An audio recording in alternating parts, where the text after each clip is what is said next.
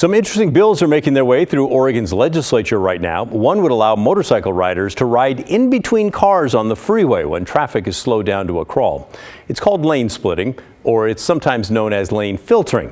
It's when a motorcycle rides along the line in between the lanes of traffic and moves around cars. Motorcycle riders have been trying to get it legalized for years. 2 years ago, they got really close. A bill to legalize lane splitting passed the legislature with bipartisan support, but former Oregon Governor Kate Brown said, no. She was not convinced that it was safe and vetoed the bill. But now we have a new governor and some new lawmakers, so supporters are at it again. Senate Bill 422 would allow lane splitting for motorcycles, but only under certain conditions.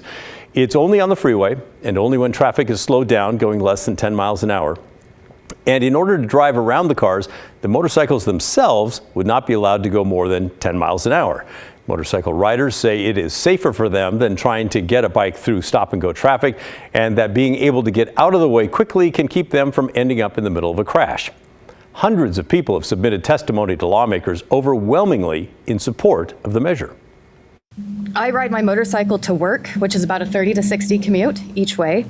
One of the most dangerous situations I face as a rider is stop-and-go traffic because I don't get a legal exit strategy.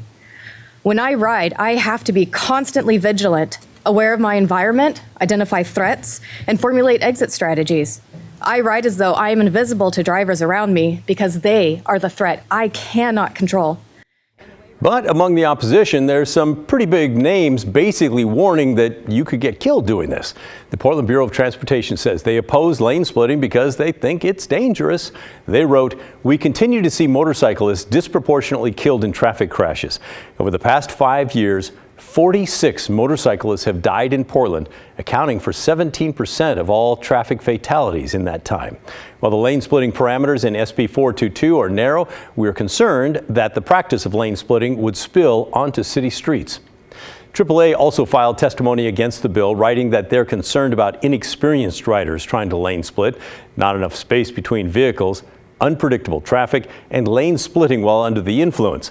And they think it'll be dangerous for law enforcement to try and enforce the rules. AAA also says the number of motorcycle riders killed in Oregon has been growing in the past 5 years, with, get this, 95 people killed last year alone on motorcycles. Motorcycle lane splitting is broadly legal in California and legal in Utah, Arizona, and Montana under specific circumstances.